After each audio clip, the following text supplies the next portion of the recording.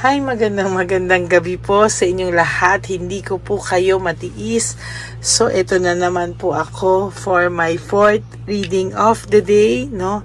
Tingnan naman po natin kung ano po ang mensahe na makikita natin sa fourth and bonus reading of the day today, no?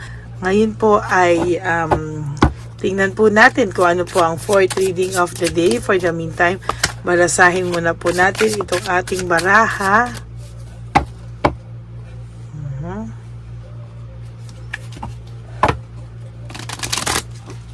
Ayan.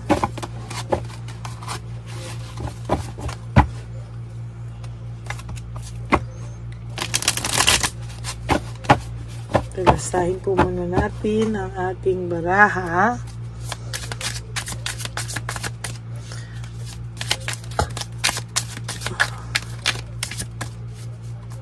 Kamusta po? Napanood niyo na po ba yung first, second, third, and fourth reading? Kagabi at ngayong first, second, and third reading bago po kayo tumawid dito sa ating fourth reading of the day, no? I hope napanood nyo na po lahat yan, and please no skipping of ads. Tulong nyo na po yan sa ating channel, and huwag nyo rin po i-skip ang video na to habang ako ay nagbabalasa. Panoorin nyo po from start to finish dahil dito po ako kumukuha ng kumukuha sa inyo ng energy, no? Ayan. Energy para po kayo ay aking mabasa. At mabasahan ko yung mga thoughts and feelings ng mga nanonood po sa akin ngayong gabi. Okay, I think this is enough balasa, no? Tingnan po natin, tayo po ay kumuha ng 23 cards, Michael Jordan. Sige.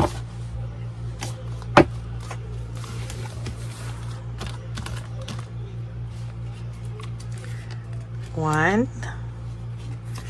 two, three, 4, 5, 6, 7, 8, 9, and 10. And then 1, 2, 3, 4, 5, 6, 7, 8, 9, 10, 11, 12, and 13.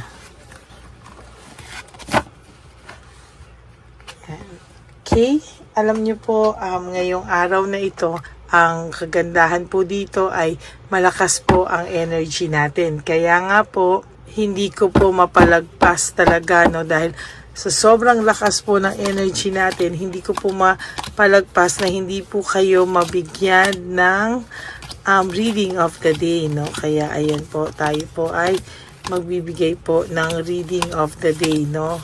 Ng fourth and bonus reading. So I hope na kayo po ay nakapanood na ng lahat ng readings. For your first card, this is all about self-pity, no? May nagsa-self-pity po dahil sa iyong pagkawala, loss, grief, no? Ito pong Five of Cups is all about self-pity, no? Nag-iisip din po itong taong ito, no? Naiisip ka po niya ngayon, no? Ang tagal po, akala niya po nakalipas na po ang lahat. Ang akala niya po ay wala nang dating sa kanya ang lahat at ikaw po ay nakalimutan na ng taong ito. Pero bakit daw po ganun, ano? Naiisip ka pa rin daw po niya, and true enough, hindi ka po nakakalimutan ng taong ito. Lalo na po pag sila ay nag-aaway, no, kung sino man po itong maybe may third party, no, na pinagpalit sa'yo. Maybe dahil for those of you na hindi pa sila hiwalay, talaga pong nakakakita po ako dito na talaga pong pinag-aawayan ka po ng matindi, at sa nakikita ko po ay hindi po sila titigil, no, hanggang nakikita ka po o naiisip ka po ng third person nyo or third party nyo, at nakikita niya po ang person mong nag-iisip ng malayo, ikaw po ang binibintang nito, no? Ikaw po agad ang nakikita niyang dahilan ng kalungkutan emptiness ng inyong person, kaya kung ako po sa kanya, ay talaga kausapin niya sana ng heart to heart yung inyong mga person at tanggapin niya po kung wala po na talaga sa kanyang pagmamahal para hindi na po mag-acting sila, Siya po ang nag-trap sa sarili niya, siya po ang nagpasok ng ganyang sitwasyon sa sarili niya, Talaga pong sa nakikita ko, iniisip niya po ngayon kung ikaw daw po ba ay ipaglalaban niya o tuluyan na lang niyang ikaw titiisin, nag-iisip po ito kung ikaw po daw po ba ay paglalaban niya, kung ikaw daw po ba ay titiisin na lang niya at tuluyan ka na niyang pakawalan, Yan po ang nakikita ko. Kung ano po ba ang mangingibabaw dyan, tingnan po natin, Go kahit masakit, Siya po talaga ay nag-iisip po sa mga oras na to.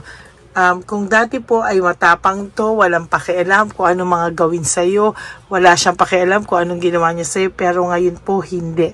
Siya po ay namumblema at siya po talaga ay nanghina at siya po ay nagkaroon ng weakness, Dahil po talagang siya po talaga ay totoo namang guilty, totoo naman po siya ay may kasalanan sa iyo, natukso po siya, hindi niya po inakala na darating siya sa ganitong kalalim na sitwasyon sa kanyang buhay, The world in reverse is all about bad luck, frustration, pagiging stagnant, Stagnant po siya sa sadness, negativity, bad luck, yan po ang nakikita ko, Talagang mahihirapan po ito for the next few weeks and for the next few months, yung lahat po ng inakala niyang pangarap ay failure po, mga unrealistic na mga pangarap niya po ay talagang hindi po yan matutupad. Naiisip niya po kung ano man po ang koneksyon na meron kayo. Naiisip niya po yung naging samahan nyo. Naiisip niya po yan lahat. And finally, hindi po yan talaga makakatulog. Talagang kung bakit ka nagigising talaga, sinasabi ko po talaga sa'yo na because naiisip ka po ng person mo, At talagang nag-iisip po siya, ayan, nagre-reflect siya, the hermit, upward, Upward hermit is all about reflection, understanding, wisdom, Talaga pong siya ay nag-iisip ng malalim at talagang hindi niya po alam kung ano po ang naghihintay sa kanya. Kaya siya po ay hindi makadesisyon, nagre-reflect po ito talaga. At talagang nag-iisip siya kung ilalaban ka pa ba niya, titiisin ka na niya, okay na, kung ano man sitwasyon nyo, hayaan na lang niya, let it stay that way. O ikaw po ay kanyang ipaglalaban, kaya yan po ang nakikita ko, talagang nag-iisip to. Very undecided pa po siya.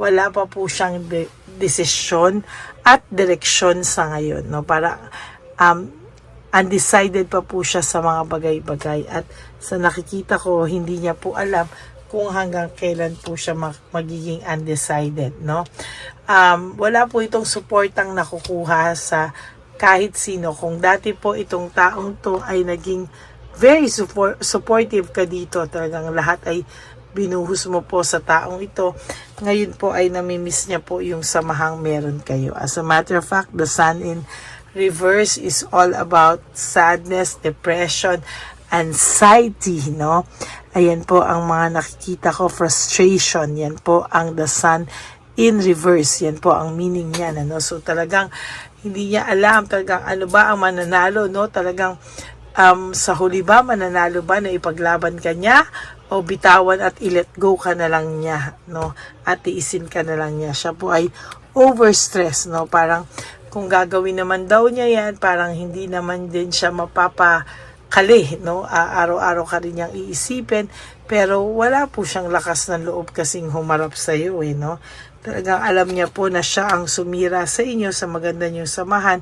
Broken family, broken dreams, shattered dreams, lahat po ay bumagsak nung ikaw ay nawala, na kagagawan po niya. Very disorganized po ang buhay ng tao ngayon na ito. Kung akala mo po siya po ay makakaahon sa mga susunod na panahon, hindi po, maling-mali po at hindi po siya makakaahon. Ano? Gusto niya pong lumayo, gusto niya pong mag-isip, gusto niya pong magpakalayo-layo muna at mag-isip, no? Leaving behind, moving away, moving on. Talagang gusto po nitong umalis at makapag-isip-isip siya. At talagang sa nakikita ko po, meron po talaga siyang frustration and talagang depression, ano?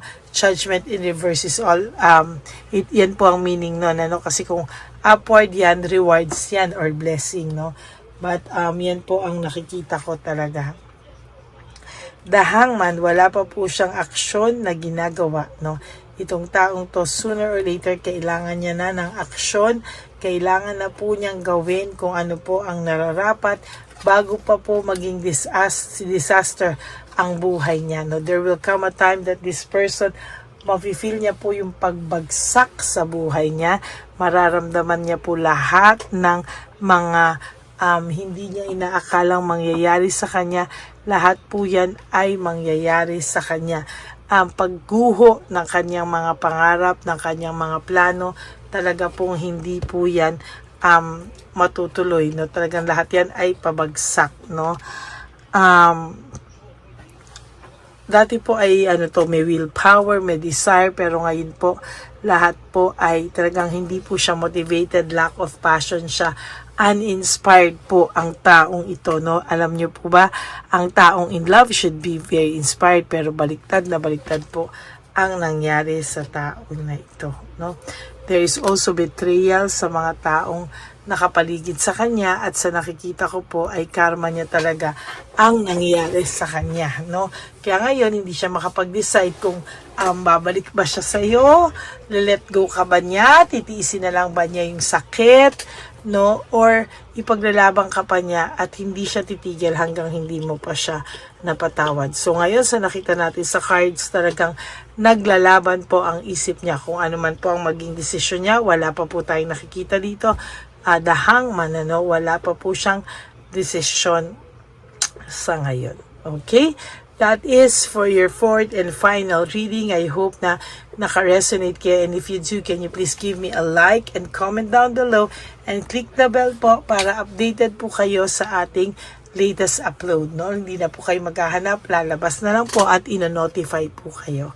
Okay, maraming salamat po sa inyo. And for those of you who would like to have a private reading with me, you can message me po at Ladyly Elena, that's Ladyly Elena, nasa dulo po yan ng ating video. Diyan nyo lang po ako makukontak, no? Nilabas ko lang din po ang fake account ng Lady Elena na kung saan siya po ay nang i-scam ng mga subscribers natin. Kaya ready lang po kayo pag may nag-message sa inyo. Be careful, ha? Huwag po kayong magpapauto at alam niyo po kung ano ang aking official and legit FB account. Okay? Maraming salamat po sa inyong lahat. And sa akin naman po mga ever loyal, solid, and faithful na Lady Elena family, I love you all from the bottom of my heart. At alam ko po, no, na sincere ang bawat isa sa inyo pag ako ay nakakabasa ng mga messages nyo na may I love you, ganyan. Talaga pong na-appreciate ko lahat kayo at talaga pong mahal na mahal ko naman po kayo. At kahit nasang lupalo po ako ng daigdig, yung pangako ko po sa inyo na reading of the day ay akin pong tutuparin kahit po anong mangyari. Okay? Maraming salamat po sa inyong lahat. And lagi ko pong bilin sa inyo is to wake up each day, you live for today. No? You do things that will make you happy for today. Enjoy your life. Huwag nyo muna po isipin ang mga bagay na wala sa inyo o kulang sa buhay nyo. No? Basta mag-focus lang po kayo sa sarili nyo. Prioritize yourself. Be grateful that you are still alive and that meron po tayong time. And para tayo ay magbago, no, sa ating mga nagawang mga pagkakamali sa ating sarili at sa mga maling desisyon natin sa buhay. And also you have to love yourself because self-love is still the best love of all, no? Kaya sabi ko nga po sa inyo, ang pagmamahal sa sarili, ang tanging pagmamahal na naibibigay natin o mabibigay natin na tayo lang ang may responsibilidad at obligasyon na mahalin ang ating mga sarili. Yung mga darating po sa atin na gusto natin na magmamahal sa atin, it is just a bonus, no? dapat po ikaw pa lang ay kompleto na. Okay? And you have to also realize that life is so short. Don't make it shorter by stressing yourself from all the pains and heartaches na binigay sa inyo ng kahapon. Just surrender everything to the divine universe and just let go and let God write your life and love story. Magbabalik po ako for another set of reading. Huwag po kayong malulungkot.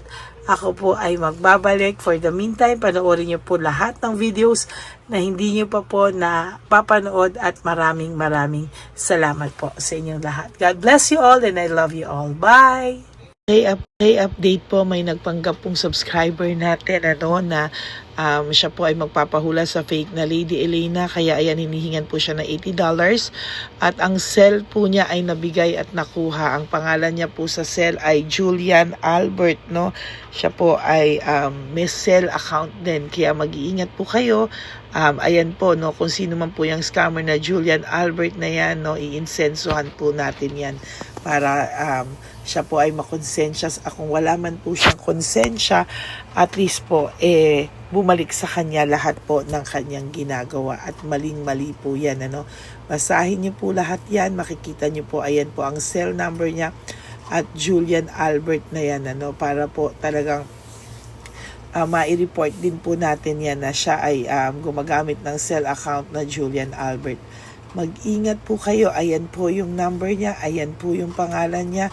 Huwag po kayong magpauto. Nakita nyo naman po, no, napakalayo po ng pangalan ko sa pangalan ng pinagsisendan nyo po ng account o ng pera.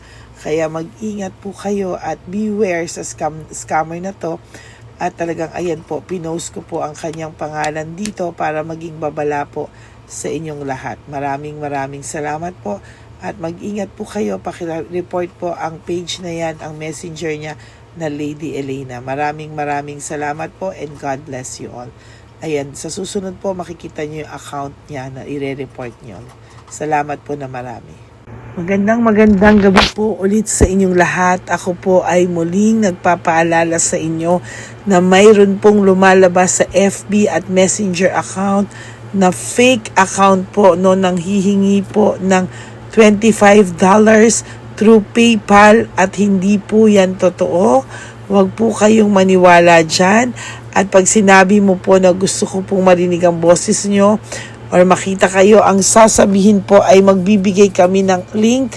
Buksan mo yan at pagkatapos ay makikita mo ako. Huwag po kayong maniniwala dahil yan po ay hindi totoo. Yan po ay isang malaking scam na pag binuksan nyo po ay mahahack po lahat sa inyo. Mahahack po ang inyong mga personal details. Lahat ay mahahack. Ako po ay nalulungkot na ito po ay nangyari, ngunit sa talagang may mga tao pong masasama at may mga tao po talagang hindi makatiis na hindi gumawa ng masama sa ibang tao. Pero maging aware po sana kayo, tulungan niyo po ako, i-report po natin yung fake na yan at sa FB para siya po ay mawala na at wala na po siyang mabiktima pa, no? Nandyan po lahat ng details at maraming salamat po sa inyong lahat. Maraming salamat po sa inyong lahat at mag-iingat po kayo.